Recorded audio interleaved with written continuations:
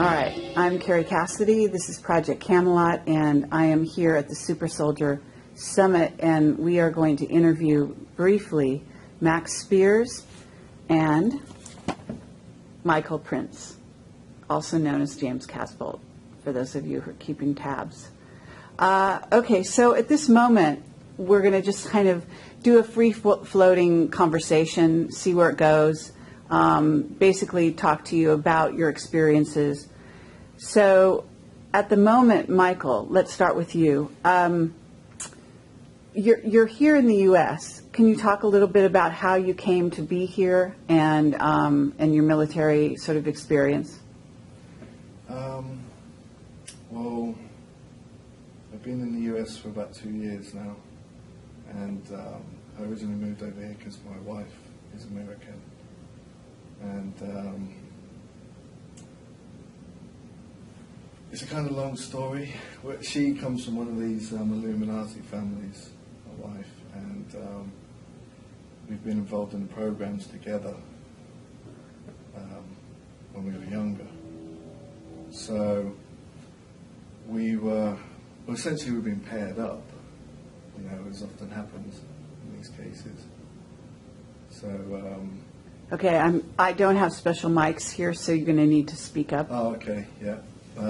So we've essentially been paired up, and we originally met in France about 3 years ago, and then she lived in England with me for a while, and then we came over here and got married. But I was involved with the British Army before I left for America, and then when I came here, I was enlisted into the U.S. Army for just under a year. Okay, but I'm going to move this a little closer just to make sure the audio comes out good. Can you tell me, why did you end up in the U.S. Army? Like, how did that come about? I was essentially a double agent in the U.S. Army. I was involved in operations for the Fourth Reich to forward that agenda.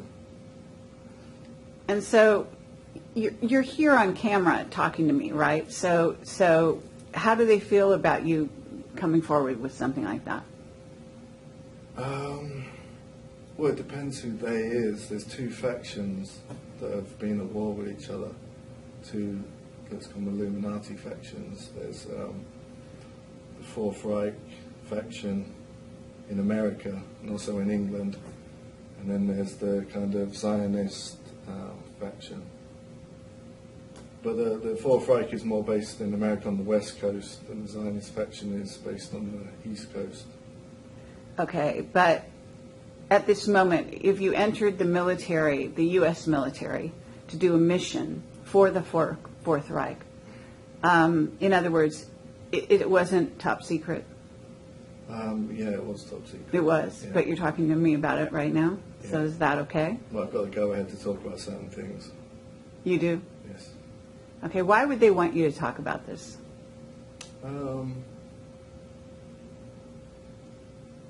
They just want to make people aware of certain things that are going on. Do they? Yeah. Okay, well, that's very interesting. You've sent me volumes of material, right? And I posted it, Project Ibis and so on and so forth. Yeah. And so you've been involved in all kinds of things for quite some time, right? Well, since I was a child, it goes back to Canada.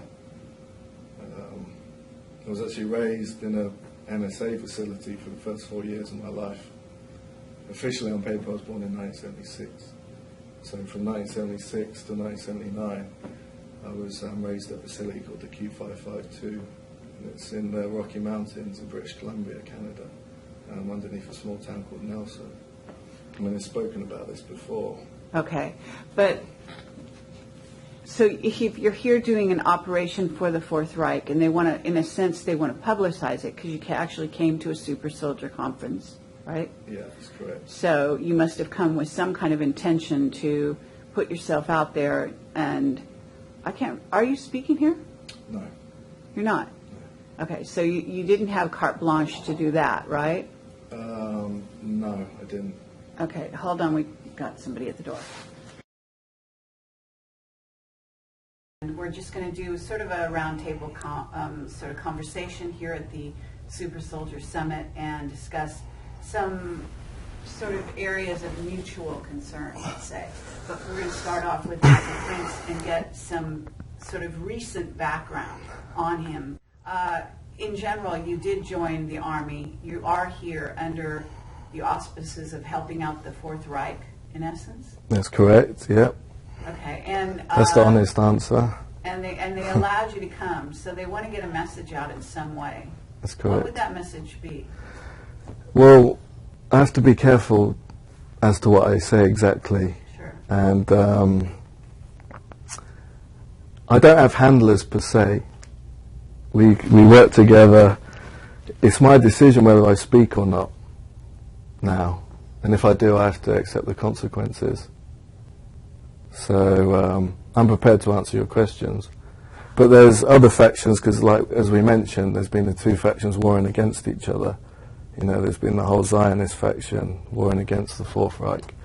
And I mean, before I came here, I had a visit from the FBI, which would be more... probably it was people connected to General Petraeus and other people, and they were asking the FBI. I was at a residence in Grand Rapids in Michigan, and two FBI agents turned up at the door, and they were basically asking me to tone it down a little bit because I need to do certain things with the government next year. And like I say, I've just come out of the Army. I was in the Army for a year. But, I mean, okay, so Petraeus is obviously, what you're trying to tell us is he's working with the Fourth Reich side. He's more aligned with the other side. And that's why they sent the FBI. They wanted information. Okay, so he's aligned with the Zionists. More so. That's what you think. More so. Okay. All right, that's interesting. And so... But here, you're here in the sense, because in a sense, if you're in the Army, you got out of the Army because you completed a mission, is that correct? I was involved in several missions with the US Army. But in other words, you're here under the auspices of speaking kind of as a person who is working for the Fourth Reich. That's correct. Okay. And the Zionist faction is telling you to tone it down. Yeah, because there's been a recent peace treaty between the two factions.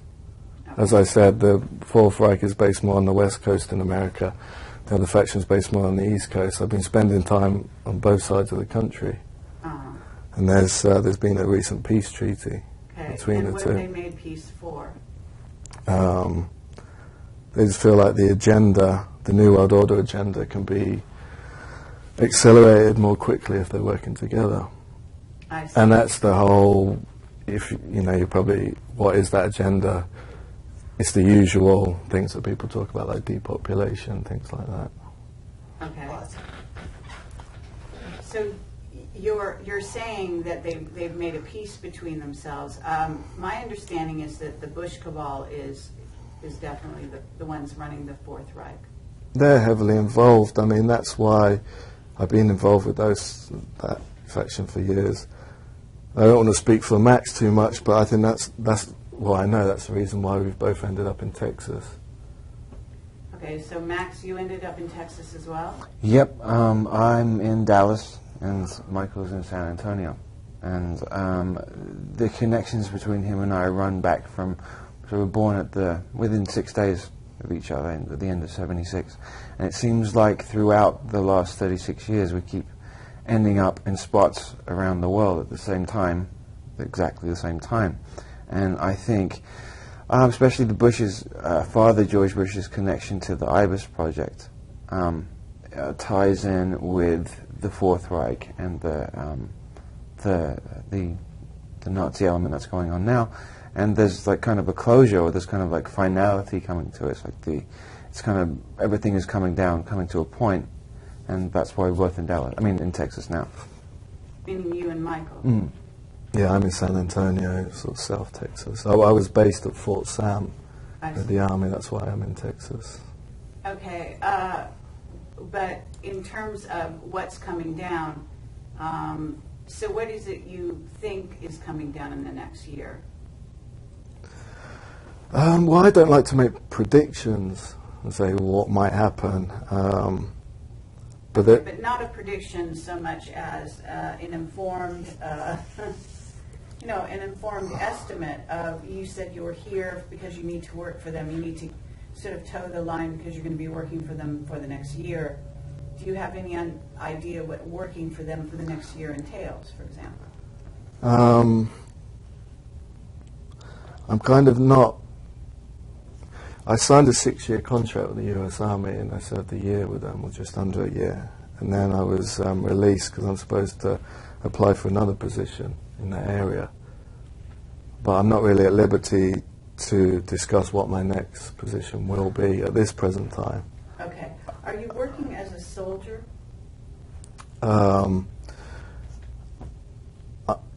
Essentially, I'm working as an assassin. Before I enlisted into the Army, I was on a military program called the Future Soldier Program, and that's through a recruitment station in Grand Rapids, Michigan. And I was contacted by a government agent from a corporation called Keypoint, and they also used to be known as Kroll. That's spelled K-R-O-L-L. Right. And they're, I mean, if people do the research, they're basically known as an assassination squad. Who might you be assassinating? This agent contacted my wife from Denver and said, I'd like to meet Mr. Casbolt at the local police station in Grand Rapids. And my recruiter spoke, my Army recruiter was a sergeant first class. He spoke to the agent and said, Mr. Casbolt, I'm speaking for Mr. Casbolt because I'm his recruiter. He's not prepared to meet you at the police station. You need to come to the recruitment station to talk to him. So I met him at the recruitment station, and he said that he was here to do my security clearances before I enlisted for the Army. And during the time where we were running the security checks and I was answering his questions, providing his details, he triggered me into Alta, and I travelled to the local police station with him. And I was given a police uniform now and put on a private jet from the airport. I ended up in New York, and this was in 2012, the beginning, around February of 2012. And I ended up carrying out an assassination at an apartment on the Upper West Side in New York. And there was one in London too. And at this time, people can check it out, certain high-ranking members of the Rothschild family turned up dead. Okay, but in a certain sense, it almost seems like it's counterintuitive if you were born in Britain and you were initially under, it would seem, the Rothschilds kind of control. So how is it you got traded over to the U.S., other than the fact that you're connected with a woman here? She comes from the Rothschild family, and when the FBI came to my house, it was actually my wife's mother's house recently, they wanted to know all about Canada, the program as children in Canada, and who else I knew as an adult from that program. And they were aware that I was adopted, and they wanted to know who my biological family was.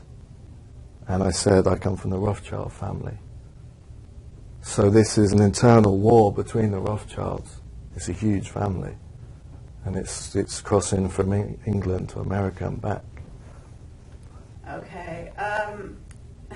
Max, how do you fit in this scenario, since you're in Texas too? Do you feel that you have a mission to do? To in that particular one, what you were saying, okay, so the US and the UK are essentially under the same, it's the same cabal.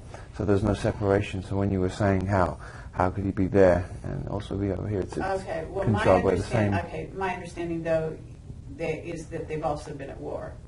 That there's been some operations done here in the U.S. that are, let's say, well, they're carried out by the Mossad, and they are actually run under the Rothschilds. In other words, the Mossad is operating as a tool of the Rothschilds. And they are here on U.S. soil, appearing to be, to some degree, taunts even, having to do with the banking sector, etc., over the Bush cabal. In other words, that there is still some kind of internal control issue surrounding who's going to run the New World Order, for example. I completely agree with you. I just think it's more of an internal family struggle rather than a geographical Sure. place. Okay, that's fair enough. Yeah. So in terms of, so I think that they're playing out end times scenario, end times stuff now, which is, and this, for some reason they're following biblical stuff, and I think that there's some connection to the Bushes and the Four Horsemen, symbolically the Four Horsemen, and they are drawing back to them all the people who have the DNA from that particular family. Bauer Bush is the same family, it's a German family, and they used Father George Bush's DNA in a lot of the children who are connected with this particular project. And I think they're all being drawn back to specific places for energetic reasons and symbolic ritual reasons. Interesting. So, yeah. Okay, but what about you? Okay, so I'm connected to that, and I'm connected to the Bushes. My middle names are Walker and Herbert, unfortunately. So there's a direct connection in that. I think the name Herbert was changed. Carabert is a French Merovingian family, so it goes back to Caesar. Anyway, that stream. So I'm connected to it. I have only over the last probably 9 months allowed myself to or stabilize myself in a way where I can recall a lot of the things that have happened because I purposely blocked them out. So I don't know in the same way that Michael does what exactly I'm doing. I just know what's happening. I know they're doing tests on me at the moment. They've been doing at night. I've been having. I think that they're shocked that I've been able to recoup and balance myself in such a quick amount of time. And so they're doing like physical tests. Like I said yesterday when I was speaking, there's a lot of transhuman stuff that's going on, and I think that he's connected the 42 children that were in Ibis, and I think that they are testing out as the core, those 42 as the core new breed for the New World Order. Okay, Michael, how do you feel about that? Well, like I say, Max and I have been ending up in the same places all around the world. Max was in Canada too when he was a youngster, and we ended up in. We both lived in Brighton together. Isn't that where you were born officially on paper? It's a place in England. It's a seaside town. It's like the kind of sex capital of England there, and we were involved in rituals together. The whole pedophilia thing, because that's the core of the conditioning. And in Brighton, there's a lot of MI6 safe houses there. And I remember Max from one particular safe house, and Dr. Mengele was there in Brighton. This was supposed to be. Well, Mengele, isn't he dead? I mean, he's not dead. He's still alive. He's actually in New York. I think he's in New York. He lived in Florida. He travels all around America, but he's still alive. He was under the name of Stephen Rabel, R-A-B-E-L. Really? Yeah. You think he looks like a really old guy? No, he looks like he's a guy in about his. He looks like a guy in his 50s, but he's put on a lot of weight. He's very chubby now. Interesting. Okay. So, well, let me ask you guys, because in a certain sense, do you rebel against the fact that you might be part of something that's not necessarily in the best interests of humanity? Okay, so that would, so I'd have to be saying that I didn't think that transhumanism or like the alteration of humanity is in the best interest of it. In terms of survival dynamics and what's happening now, I think that we're going through a shift and a changeover. I think there has to be some form of big change in the direction that everything's going, because it's fallen way, way off. I mean, it's fallen to an extremely low vibration, so something has to change. I think that I made a deal that I would do certain things a long time ago. I think I'm fulfilling those things. I'm not doing anything that I feel is morally wrong, but then again, like consciously, I'm not. The double agent and the separation thing that's going on, the altars, don't allow me to remember exactly what's happening. So I don't have the guilt connected to it. I think if I did, and if I knew, that I probably wouldn't do it. Okay. So you don't remember being an assassin, for example? I remember definitely having to do things that were connected with that when I was younger in terms of training, yes. Okay, when you were younger, but not recently? Do I remember doing it recently? No. Okay. And Michael, you obviously do remember things recently, right? I mean, things come back to me. I'm like on a kind of time delay with my memories. Things come back to me weeks later or months later, so I don't put the operations in jeopardy when they're presently happening. But I mean, scopolamine is used so much on us all, and the CIA drug. But I've been given so much of it over the years, I've become very resistant to it, and that's kind of their main chemical weapon in the mind control. Because you're very compliant and you don't remember much afterwards. But you're still fully conscious and relaxed when you're on it, so it can help with the, to relax you if you're carrying out a hit. But within the situation, do you think that you're doing a good thing?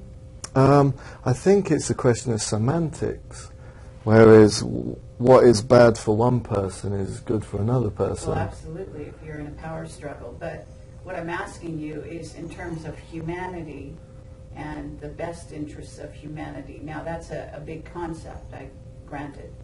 But many people would say that the New World Order is definitely not in the best interests of humanity.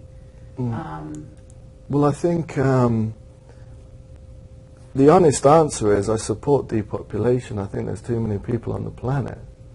I definitely, that's the honest answer there. And I think it's a question of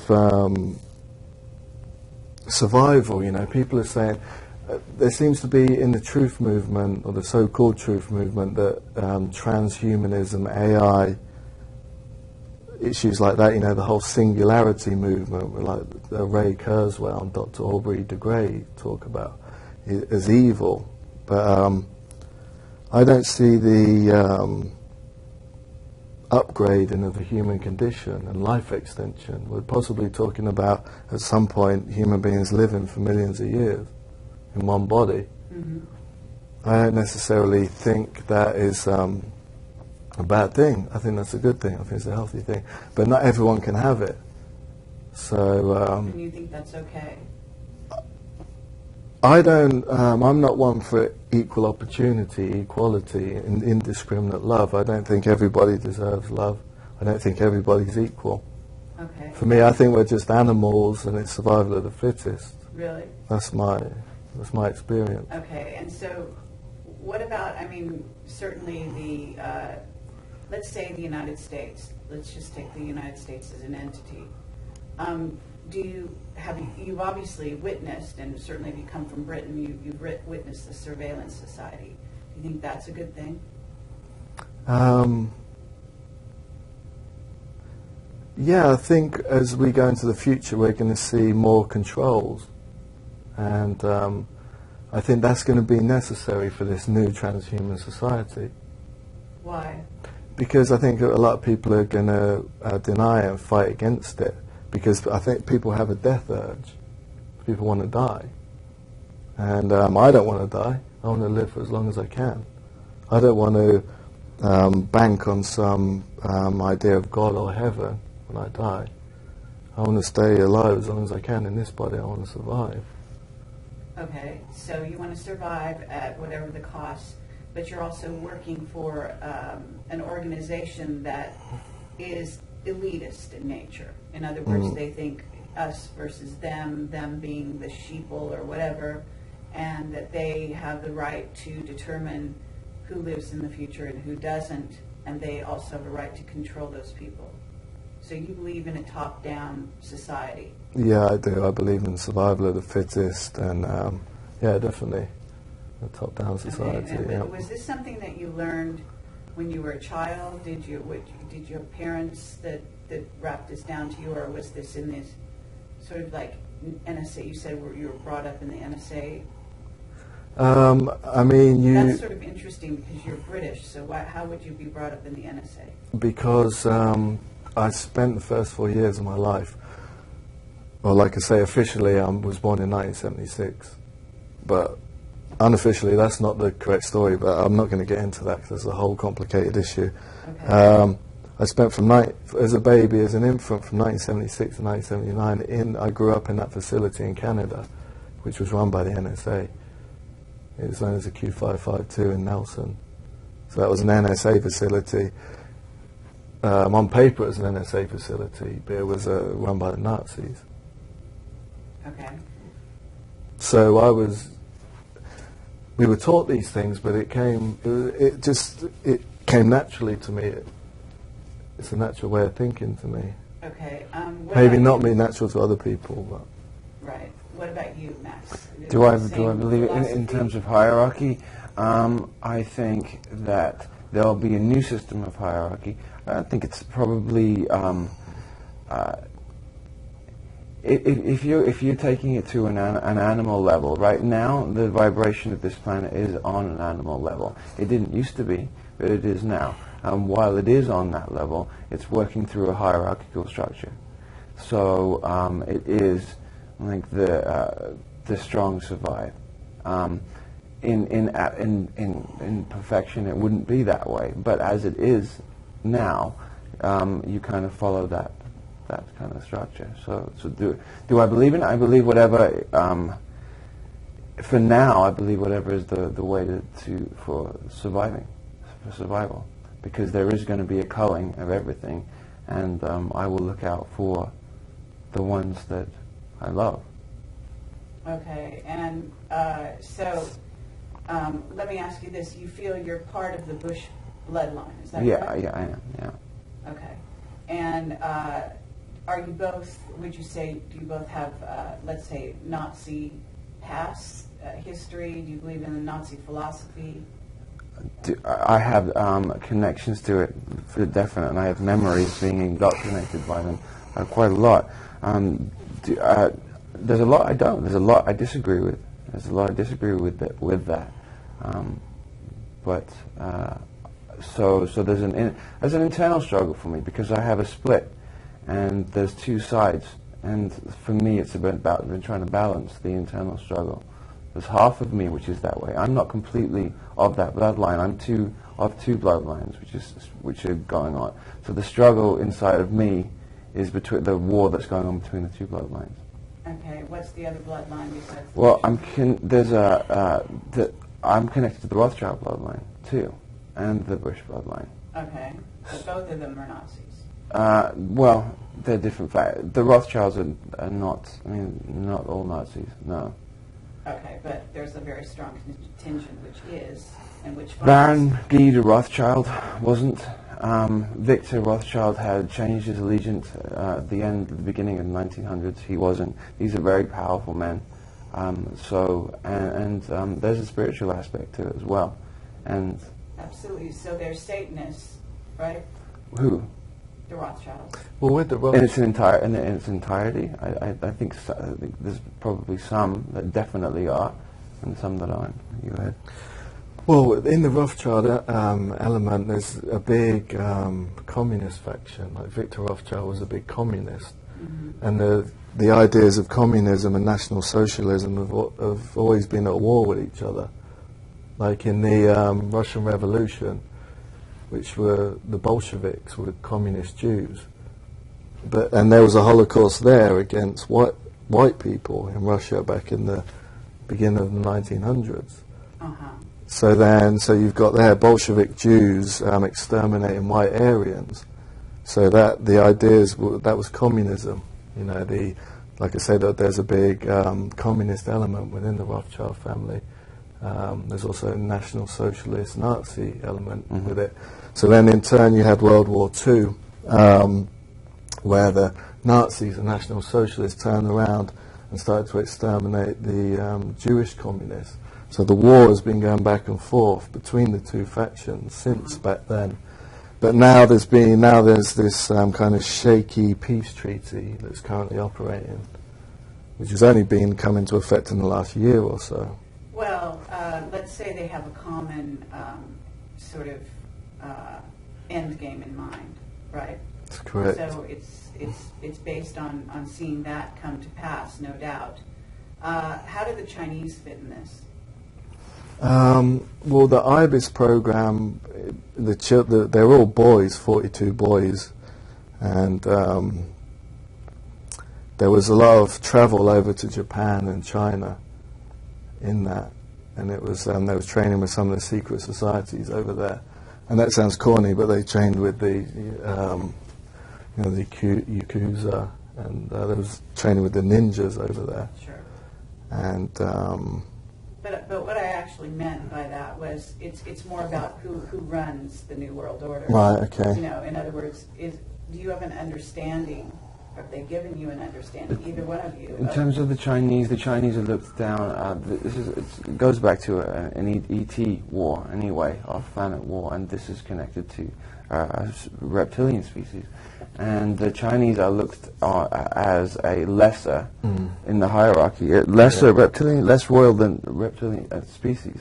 So they, the Japanese attack when that happened was calculated and was always pre-planned to wipe them out. That royal family is planned to be wiped out.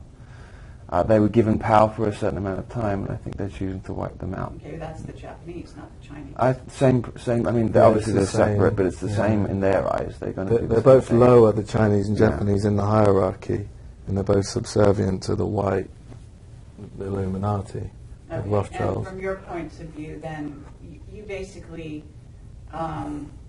feel that the reptilians are running the show. Well, the two factions and the war that's been going on, they're both reptilian factions. The Jewish Rothschild, well, they're both Rothschild, they're all Rothschilds really, but the Zionist kind of Jewish element on the east coast of America, that is the elite there are shapeshifters between humans that turn into lizard men. Some of the Rothschilds, when they shapeshift, getting into kind of really deep territory now, but they look like small T-Rex men. They actually have a tail, as bizarre as it sounds. But on the other side, the Fourth Reich are they're a different life form. They've evolved down a different. They're still reptilian, but they've evolved down a different path. They're basically cyborg reptilians. They're a type of cyborg reptilian with cloned human flesh growing over the top. So they don't shapeshift. So yeah, they're two reptilians factions.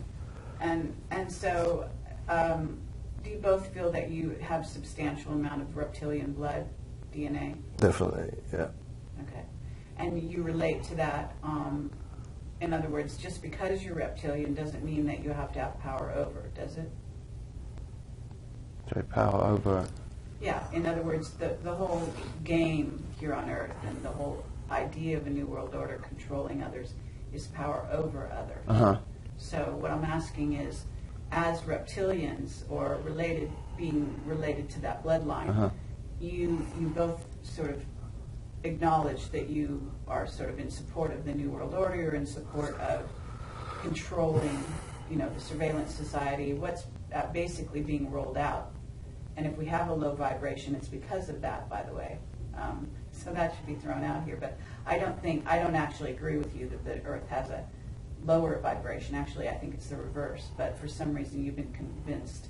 I remember when it fell. I remember it fell about 13,000 years ago. There was a falling that happened, and it shifted from being the frequency was higher. It sounded Okay, higher. well, you're talking about the fall of Atlantis. Mhm. So, Yeah. sure, if you talk from then, That's it. okay. And that's when it fell into a more Okay, hierarchical I thought you were structure. talking more recently. No. But at this moment, so what I'm saying is basically you're coming from a reptilian faction or clan or whatever you want to call it, bloodline, to a scenario. You're both sympathetic. You're both super soldiers being used by that group, right? And you feel, I guess, maybe even that you're related through DNA, family connections, etc.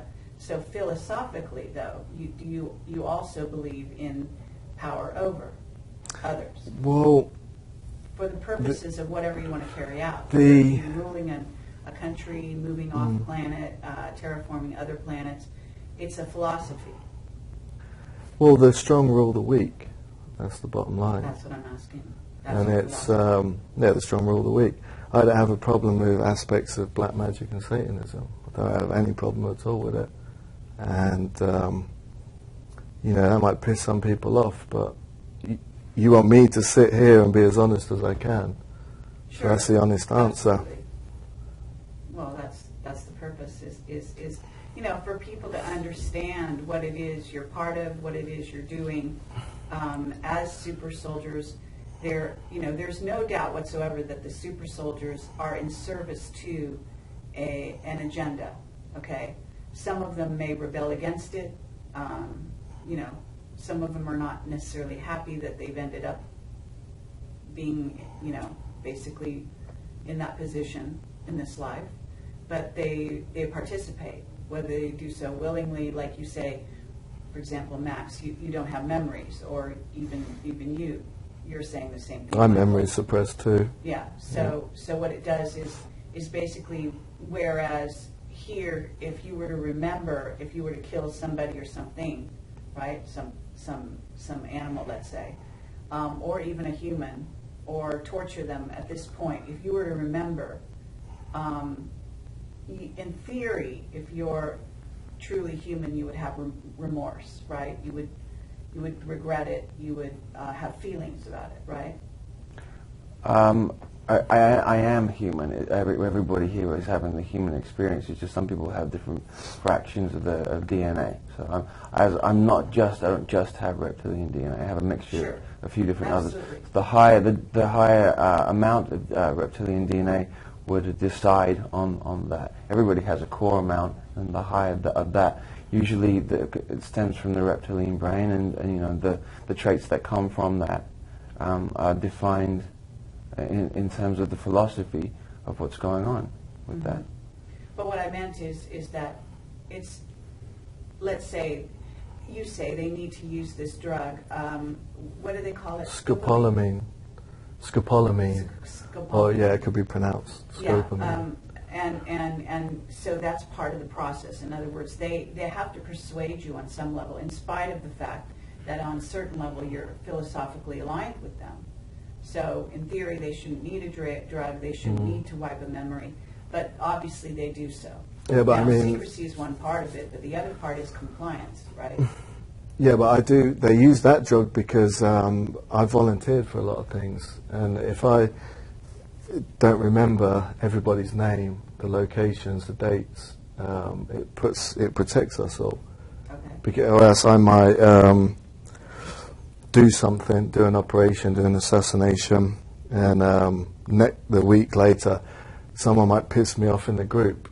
Then all of a sudden I get a phone call from Kerry Cassidy, and I just spill my guts over the phone to you and start mentioning names, places, so it kind of protects us all. Okay. So at the moment, even the fact that you're here, that you're coming forward, I mean, in a certain sense, Max is kind of a little more off the hook, right? Because your memory, even as like who you are, what you're part of, is much less. It's less. In 2008, I had when I turned 30, I had all bleed through for weeks at a time. I had bleed through of many memories, and I was always I think generally people who are led to these subjects and keep pushing towards these subjects have some connection to it. And I'd always been wanting to look up about this stuff. And then when it came 2008, when this came back, I realized and became more sure of what was going on in terms of me. But it's very difficult to, because I don't know enough detail. But I chose, there's a contract, there's a soul contract, and I've chosen to do this. I've chosen to be part of this and do this. Right. So, I have less memories than James, yes. Yes. Yeah, Michael. Okay. But you have knowledge. In other words, James has talked a lot about Marduk, for example. Do you have knowledge of Marduk and those yes. kinds of ceremonies and things? Yeah. Yes, I have quite a bit of knowledge about the Anunnaki and my connections to that. How would you define the Anunnaki? They're a species from Aldebaran, and they directly came here.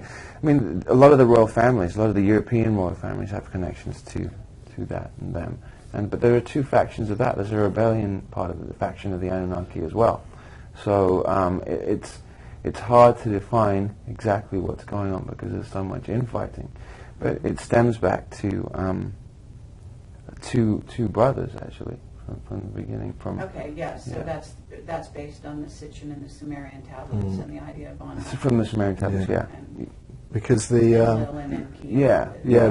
Illuminati, one man controls the Illuminati. The eye at the top of the pyramid is one man, so it's everyone else takes orders. So it goes down. That's the Black Pope.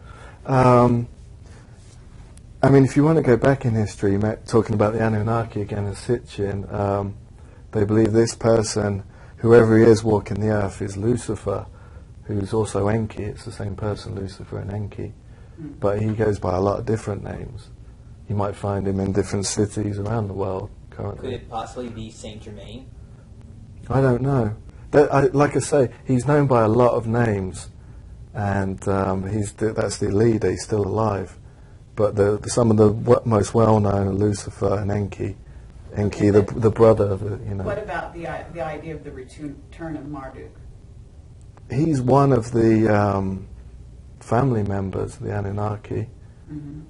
But the idea the whole family are here now, ready to go. But actually, I don't know for a fact that Marduk is here. In other words, he was supposed to be on his way back. Did you hear that? He spends time off planet, but I have heard he spends time in Africa, Tanzania. So you've heard he's here? Yeah, I've heard he's here. Okay. I've heard the whole family's here. The old ones that are mentioned, in the Anunnaki, what Sitchin mentions. Well, so you've heard that Anu is here? Well, Not the father. Anu's the father, I think, of Enki. That's a family member. So But you're saying he's here? Yep, I think they're here. He's here. And I think in Judeo-Christian kind of information and teachings would be Jehovah. The Garden of Eden, the whole Eden story is symbolic goes of back that. to it. But these are flesh and blood people that are here. Sure. Yeah. Okay. Well, and you believe that they have a large part, they're large part reptilian. Yeah, well, some factions are loyal to the father still, Anu, but then other ones are loyal, like the Fourth Reich, are loyal to Lucifer or Enki. And Albert Pike, 33rd degree Mason, quoted that Lucifer is God, not Anu or Jehovah, his father. Okay. Well, sorry, it's laughable to me, but because the Anunnaki only go up so far in the spiritual hierarchy, in my view, and so there's no way they reach that level. But in a sense, we are all gods, so loosely you could say that. I'm just talking the biblical God. Yeah, the you one know, they the talk about Jehovah in the things. Bible. Yeah. King I mean, James Bible. I don't believe in That was- God and gods, that, but that yeah. was, you know, programming Yeah. of like a propaganda, Yeah. if you will. Yeah. So that the humans would sort of bow down to them and obey them and Yeah. so forth. I mean, yeah, I don't. They call themselves gods. They're just people or Yeah. reptilians, you know, flesh Right. and blood. Beings. Yeah, they're just people, Beings, really. Yeah. right. Okay, fair enough. So have both of you been to Egypt, for example, in this life? Not that I consciously remember. I haven't been to Egypt. Okay. Tunisia. I spent time there, and there was reasons why I was there. Mm-hmm. And have you had any dealings with especially tall beings? Especially tall beings. Like Nephilim tall, or Like 9 feet, Tall reptilians. reptilian beings, reptilian beings. Tall- looking reptilian, Yeah. not looking human. No, tall reptilians. I mean, I'm not sure if you're familiar with the Goodwood Hill video footage we talked about on Bases 9 and Miles. Not 2009, I was involved in some operations with some super soldiers in England, and it was actually a crash retrieval, but it wasn't a alien ship, it was a Cessna. A Navy admiral was transporting a reptilian in a small Cessna plane to a meeting, and it was shot down, the plane. I see. And we were at the crash retrieval, and it was actually filmed by a member of the SAS. Okay. It was filmed from long distance on a long distance camera, and the reptilian and the admiral were launched out the cockpit when it crashed, and a group of tall reptilians turn up in a ship and retrieve the body, and you can see them on the video footage. Okay, It's is a that group on of the 4. internet? That was on YouTube. Yeah. I It's haven't seen it's that. quite a controversial video, but you can see them. They're really tall, like 8 feet tall. Wow. There's some super soldiers, normal size, like about 6 foot, and they walk past and they're about 8 feet tall, big heads, and they've got kind of tight fitting jumpsuits on. You can also see little horns if you zoom in. So So in terms of, for example, have you, where do you feel that Obama fits in this scenario? I think he's connected to I think he's a black communist Marxist. I think he's connected to the communist faction. But what about, actually more, the question was more about in terms of the reptilians and in terms of his bloodline. Do you think that he is basically related to, let's say, Marduk? He's Egyptian royalty. He's Nefertiti's child's DNA. He was definitely created. Okay, but being. So yes. You sound like you believe that King Tut was Nefertiti's child, but there's evidence that he wasn't actually her child. Okay. But okay, so you believe, because there is, a lot of, there's actually reason to believe that certainly there's a relationship between King Tut and Obama in terms of bloodline. So you're. I think you tying in with what the question that you asked. Yes, because I think the Egyptian pharaohs were directly connected with the Anunnaki. Mm-hmm. So I would say yeah. But I don't think that that's the original Obama that we see anymore. It's multi-cloned, and the original one is somewhere else under a different name or underground. Okay, fair enough. Do you feel that way also, Michael? I think he's got a lot of clones, from my understanding. Definitely. Okay, well, what are the Bushes? I mean, when you say they have clones as well. I think Bush Jr. has a lot of clones. But I think that, from my understanding, the higher you work your way up, the less clones you have. Okay. Do you also, I've heard that the clones don't last very long. Is Yeah, that? that's correct. Some of them just last a year and start breaking down. But again, the more clones you have, the easier you are to control. And it's like if you have a twin brother and the twin brother gets sick, the other twin can start getting stressed out and sick too. So the more clones you have, you can torture the other clones, and it can affect the whole group. So the last thing you want is loads of clones running around. Because of the collective mind of it.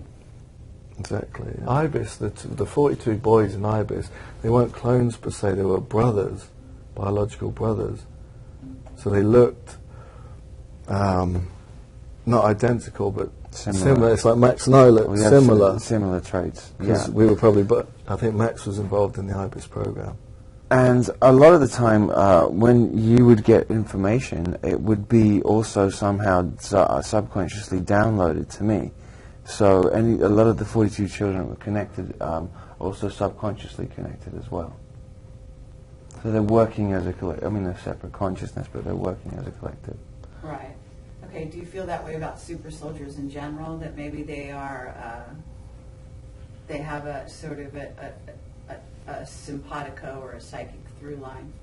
I think, yeah, I'd say so.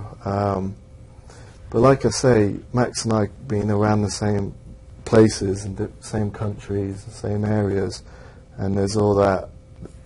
We're always linked up to since each other. Since the beginning, since from day one, that's the beginning of it. Always, but I haven't seen. I've got friends like in the NSA and CIA provide me certain file information, but I haven't seen it on file that Max is involved in IBIS.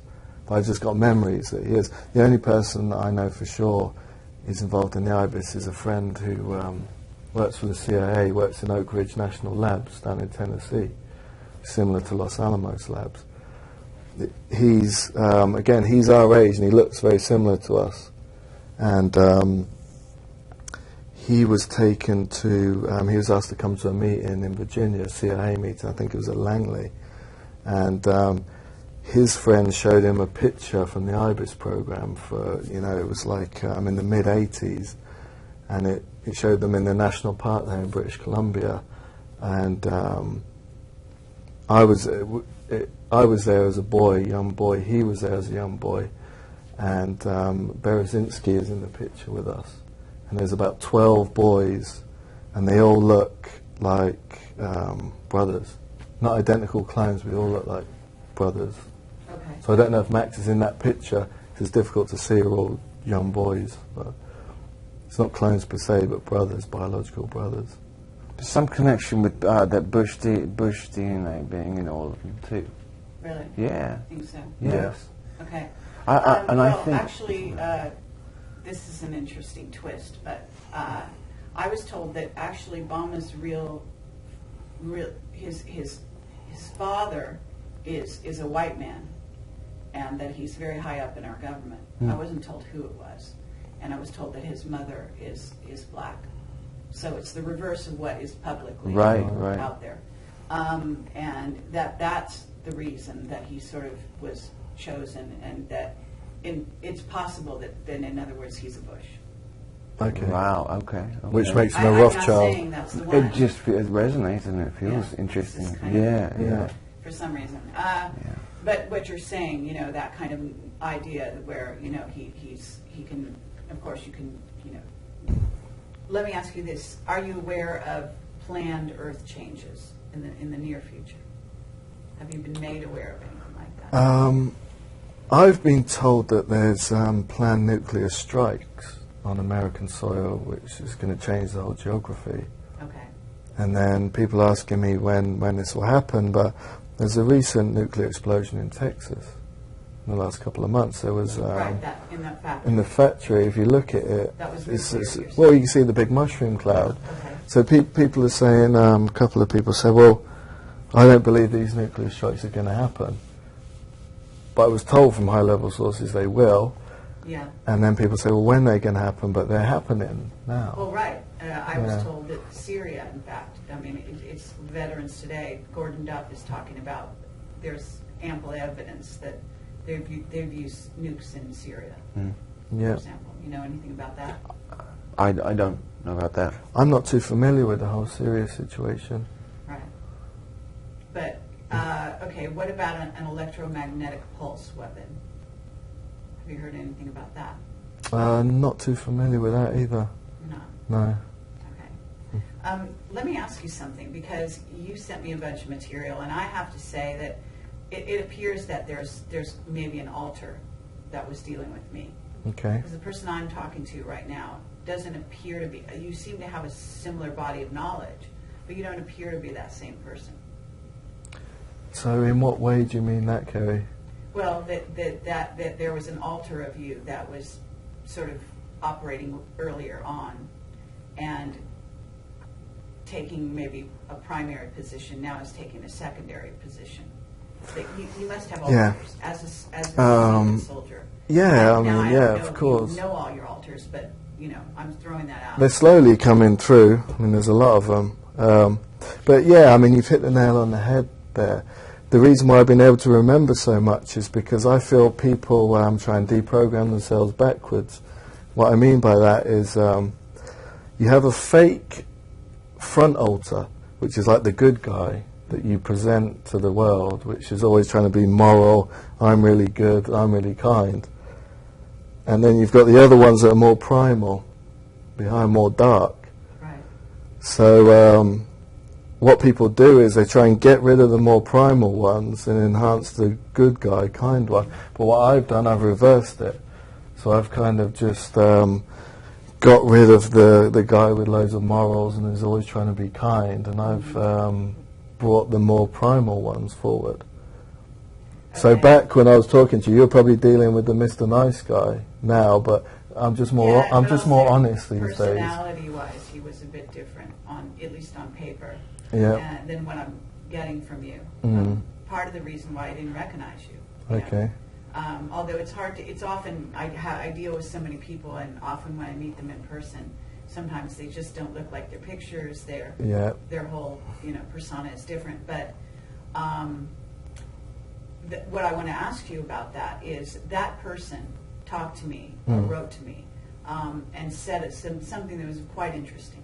He was talking about machine sort of mentality, or machine consciousness versus an AI, and that they're very different. And he was basically talking about how, in a certain sense, this person that wrote to me, who's a faction of you, in theory, believed that the machine, what could be sort of, that machine consciousness, in a sense, wasn't our enemy, but that the AI definitely was. Okay. Now, does that resonate with you or make any sense? Do you have anything That to was say to it? that was my understanding back then, but my understanding expands as time goes forward. So I was under the impression back then that all AI is really dangerous, and it all needs to be got rid of. But as you progress, you learn more. And I think there's certain AI that's acceptable and can be controlled, and has been incorporated into the super soldiers. But then at the same time, it can make you cold, and it can you're not dealing with emotions anymore so much, human emotions.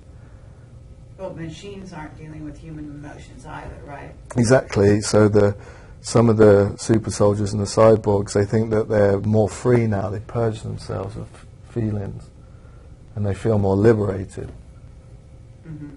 But again, it's semantics. It's not good or bad. What's good for one person is bad for another person. Okay. Well, I think when, I'm not a person who believes everything is relative. So I understand that, rationale, but I don't agree with it. So in other words, you can determine what's good for a person, meaning a human, versus a machine, versus an AI. Now, that's a whole nother, discussion. But so I was just, it's interesting to hear where you're at with this now in terms of your, what I'm dealing with here, which is the person that you are today, as opposed to the person that sent me that information, which was a couple of years ago now. Yeah. Yeah. So, Max, do you have any thoughts about machines versus AI? Separate. I don't know how to separate the two of them. I understand AI. I understand that technology and how it's integrated into human beings, but I don't know the specific differences between machines and AI. That's Michael's thing. Yeah. All right. So what about your familiarity with underground bases in the United States and in England? Okay, yeah. I have connections to CLC1 base, which is the Central London Underground base, and I think that's where the majority of my initial programming went on. And also, that's some of my earlier memories of Michael were in this particular base. The connections to Canada too. There's a base there. I mean, I know that I was in Canada. I know my parents were both there just before I was born. There was there's some tie to that Nelson in Canada and in London as well. And there have been memories of the Dulcie base that have come back to me over the last couple of years. Very clear memories of there. Wearing a uniform, actually working for it, but not feeling like myself, but not feeling like this person now talking to you. Mm-hmm. Being weighed every time I had, just clear memories having to be weighed naked before I could go change floors or go through certain doorways. They'd have to weigh me. They were the first ones that came back. And seeing just some nasty stuff, just seeing some pretty unbelievably brutal stuff, actually. Yeah, cages and things like that. Okay. What about you, Michael, underground bases? Well, from the time in 1976, being an info, just being transferred from base to base, underground base, all around the world, and then farmed out to the topside civilian community for 6 months here and then back underground. So it's just been going top and bottom for my... So you have a pretty wide familiarity with various underground bases, you would say? Yeah, I mean, San Antonio is a big hub nest of entrances, and... Okay, since you did bring up San Antonio, you're obviously aware of this, both of you have to be aware of the secret space program. Mm-hmm. I've been told there's a command and control center, for example, in Phobos. Have you ever heard that? The moon? Phobos. It's a moon of Mars. Yes. Yeah, I mean, I've heard of that. I've heard about that, yes. I don't know details on it, but I mean, I've read it. It supposedly changed directions out of orbit. Recently? I don't know about recently. Okay, well... I think that's the whole Houston space program. That's why we're down there too. I mean, there's definitely connections with the space program. I've seen it on fire, and I remember so much with the space program. I've been in Houston in the last year as well. I was right by the NASA. Mm-hmm. The whole NASA thing. Well, San Antonio and Houston would be connected by an underground base. And Dallas as well. It's all, yeah, it's heavy, the space programs, obviously. But I had a communication with somebody about that. Hmm. So have either one of you gone to Mars, for example? Yeah. Yeah. Yeah. And would you agree that the surface Mars we see is not the Mars you went to? It looks like Phoenix, Arizona, some areas of Mars. Mm-hmm. It's exactly like it. There's apartments there, mm-hmm. buildings. Is it really cold, like NASA? It's almost identical to Phoenix, Arizona. The weather's similar, the mountains there. The sky is blue. I think that's why Sedona is that. It's called that area. Because Cydonia. I totally agree with that. I mean, some they could even ship people to Mars and tell them they're in Phoenix, Arizona, and they wouldn't know the difference. Okay. When you were at Mars, did you first of all did you go there using sort of any kind of corridor? In other words, did you teleport? Do you know the means by which you went? There was two different from the memories that I had in 2008. There was two different ways. One was when I was much younger, and that was through a door, and that was immediately there. The other way I was more of an adult, and there was a countdown to appearing. Things would come on a screen, and it would say 15 seconds to Mars, 10 seconds to Mars, 5 seconds to Mars, and then it would be there. It was almost like I was contained within something, traveling there, but it would only take 20 to 30 seconds. Okay. How about you? I mean, I've been involved in more the advanced space command with the huge big triangle ships, but I've also been involved in standard rocket launchers as an astronaut, with just the spacesuits on, as standard rockets. Awesome. And they're going down from, places like Peru, had rocket launches in Peru, going up to the moon and things. So it's on my file that I've been involved in the Clavius base on the moon. Okay, but what you're talking about would be very old school technology. So are you, when you say a black triangle, are you, for example, are you familiar with the Venture Star? No, not familiar with that term. No. Okay. With that, the launches in Peru, they were doing standard rocket launches, like NASA style, old school, with an astronaut suit on, then blasting off to the Space Command in the outer atmosphere. And then you're going on more advanced ships there, to Mars. Okay. So it's all done, it's covering it up. Recently there was supposedly some kind of a battle between what appeared to be a black triangle, a very large black triangle in South Africa, and a UFO of possibly a cigar shape, but a very large UFO, and I guess the military. There's a base there, somewhere near in Cape Town area. Did you hear about that? Not familiar with that, no. Okay, there was gunfire.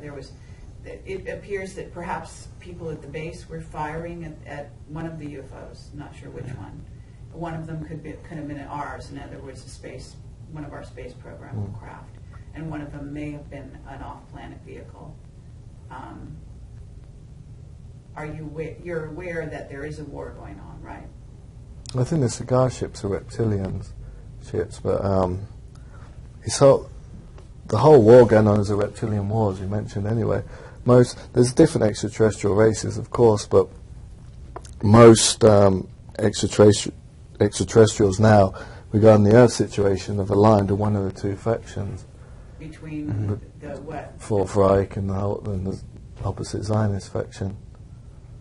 So it's kind of the battle lines are being drawn. But in terms of the ETs, what are you talking about? Two different reptilian factions fighting each other? Yeah, two different reptilian, but it's almost, well, it's not almost like the other extraterrestrial races that have been hovering around out there have all aligned with the one or the other. So it's just the battle lines have been drawn now. It's one or the other. It's like it goes back to the old Luciferian wars a long time ago. It's like history repeating itself. It's the same thing. It's the same thing. Yeah, it's history repeating itself. Okay. So what about, do you know who Clark McClelland is? You don't know? He worked with the Apollo astronauts. He was the one who came forward and talked about seeing an Anunnaki on the space shuttle, giving orders to our American astronauts. Anyway, has a website. I think it's called Stargate Chronicles or something like that. Anyway, he has come forward a number of times over the years, but recently I interviewed him. He talked about Aldebaran, and that there was a ship on the way here from Aldebaran, and Aldebaran has always been considered, in a sense, the home of the Fourth Reich type group. So does any of that ring a bell? In other words, would that make sense? Have you heard about Aldebaran? Have you had dealings with this area base? There's... I think there's more than one. There's an Aldebaran system, and there's more than one. I think Aldebaran's actually a star with planets around it. And... well, since I was a young child, I was involved with one particular spacecraft. It was a huge black triangle. And it's an Aldebaran craft. It's very old, but it's known by U.S. Air Force Space Command's Calliope, and that stands for Catalyst Accelerator Long Range Audio Platform Orbital Platform Intelligence Apparatus. So it's a bit of a mouthful, but Calliope, and that, like I said, that's an Aldebaran ship, and it's very old, and it orbits the Earth, and but it has a U.S. Air Force Space Command symbol on the side of it.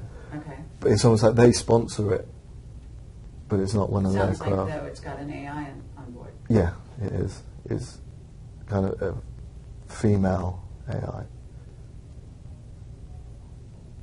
Okay. Did either one of you happened to see the Tom Cruise movie, Oblivion? Didn't see it yet, but I had planned to see that. Was there ties in with that movie? Yeah, could be. I would be Yeah. interested to hear your reactions. I saw it. You did. Yeah. And did you pick up on? I mean, obviously, the whole planet, what is now Earth, is run by an AI. Yeah. Off-planet AI. Yeah. Yeah, it's like the triangle ship in the atmosphere is AI. Yeah. Yeah, I mean, that's very indicative of what could happen. And then it creates the army of Tom Cruise clones that invade the Earth. Okay. What about the notion that, you should go see the movie, Max, but Yeah, it's good. It's what interesting. happens is there's been a war and the humans have lost, and most of the humans they won, but they lost the Earth, and they left the Earth for the most part. There are small communities of humans that are left behind and sort of hiding in underground bases. Okay. That type of thing. But the planet itself is run by an AI. Tom Cruise is like a super soldier type whose job is to fix the drones when they fall apart that are kind of running the planet. Interesting. Tom Cruise seems to create movies because of his connection to Scientology and L. Ron Hubbard, and Hubbard's connections to Crowley, which is connected to Montauk. He seems to be playing out that, and it's most of his movies are encoded. Yes, Yeah. absolutely. Let's see, and I won't keep you for much longer. I mean, thank you for all of this. No problem. In terms of the near-range scenario, do you acknowledge that there is a sort of, that they don't really go by countries so much, that Britain and Australia and Canada and I forget which other countries are part of this pact, but there's a sort of a pact that makes up a sort of one side.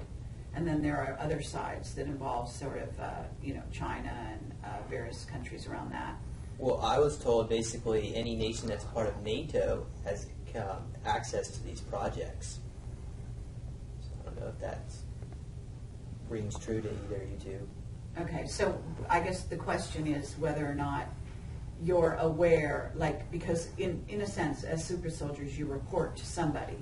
And so you also have to know who you don't report to, who the enemy is, if you will.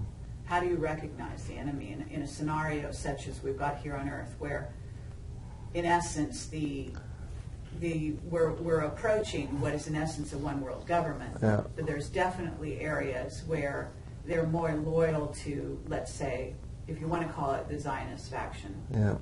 I'm not sure if that actually is the split you're making, because I do see what you're talking about, but I get a feeling that at times they're working together.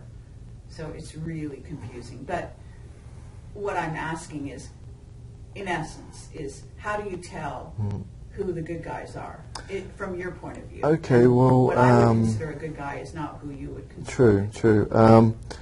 In essence, the super soldiers are bred to kill, so there's always an enemy. But There always has to be an enemy. The enemy.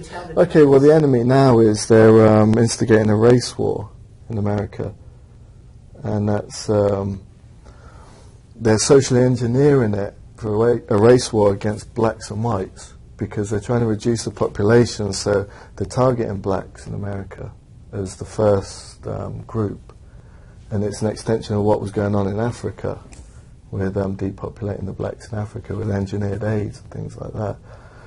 So they're engineering social situations in America now, and then that group is being currently targeted, the blacks in America.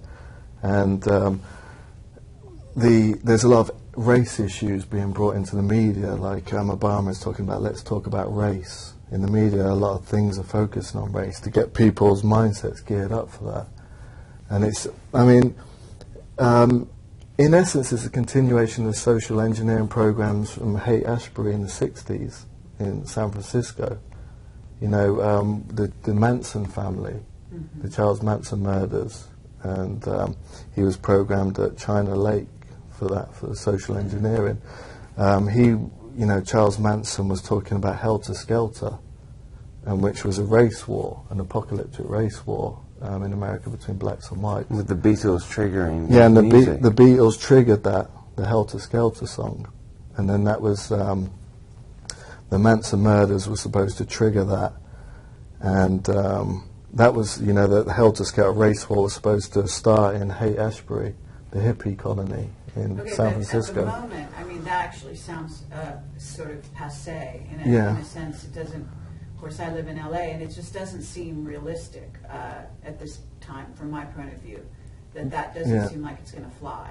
But you know, they've often tried to, with the Fourth Reich being based on the West Coast, they've tried to trigger this helter-skelter apocalyptic race war in California. With the LA riots, they tried to do it again, and they're going to keep trying to do it until all hell breaks loose between blacks and whites in America. Because you know, to get back to the question, you said who's the current enemy? Well, the black race is being targeted currently in America. The Afro-Americans. Okay, but doesn't that seem like sort of an counterintuitive if the president is at least partially black? But what does he consider himself? He's half black, half white, so is he loyal to the whites or is he loyal to the blacks? I'd say he's loyal to the whites, to the Rothschilds. And also, how easy would it be to trigger a race war if it was set up that a clone version of him was shot by a white supremacist? Then that would immediately trigger an uprising. And that would be a perfect scenario. Right. They're going to keep socially, the Fourth Reich essentially is going to keep socially engineering these situations, you know, like the Helter Skelter, the Manson in the 60s, the LA riots. Things will keep happening because they want to reduce the population, so they need to start with target groups. Okay, and what about the notion that they're going to do it with things like earth changes and with causing, you know, with the chemtrails, and basically they're killing people in essence with the radiation, chemtrails, and disease. There's a lot of thought that they maybe want to spread disease. And then even I've heard that there will be some bombings in prime cities here in the U.S. Have you heard any of that? Well, I mean, that stuff's obviously going on every month now, the terrorist acts. And it's all orchestrated. Actually, what I meant by that was something a lot bigger than what happened in Boston. Well, back in Africa, I was friends with some SAS guys who were Rhodesian infantry people before they were involved with the SAS. They talked about bioengineered race weapons in Africa, put in the wells, which would only kill the blacks and wouldn't affect the whites. So there'll be, you know, that sort of things, you know, the chemtrails, bioengineered race weapons. Okay, well, let me throw something a bit strange out at you. I recently heard that there was that we gave away Africa to a group of an incoming race of beings. Have you heard about that? I've heard different things to do with Africa and the direction of Africa in the future. I've heard there's social engineering programs where they're trying to encourage African Americans to go back to Africa and give them property and housing back there. And there's one really big one. It was even in the mainstream media. I forget what it was called now. But you know, there's this big movement to get the blacks back to Africa, and I don't know if they're. I've never heard of that. Yeah, I mean, I forget the name of this thing now. You know, they were going to give them property and tax rebates and things like that, because there was even, you know, the Muslim movement, even the blacks themselves in their own community. There's a big movement to say we don't really belong in America. We should go back to our homeland. And a lot of Africans who I talk to say that themselves. They say, I've never felt welcome here. I'd love to go back to Africa. I'd love to go back to my roots. There's definitely movements to kind of trigger that. So I'm not sure. I mean, I've heard they're going to try and get them back there and nuke Africa.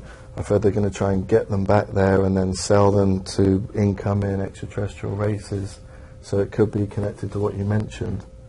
Okay, so, but in your positions, like it's sort of as super soldiers, for lack of a better terminology, Do you, they don't let you in on the big picture, they don't sit around and have discussions with you, I assume, right? Yeah, they do. They do. Yeah.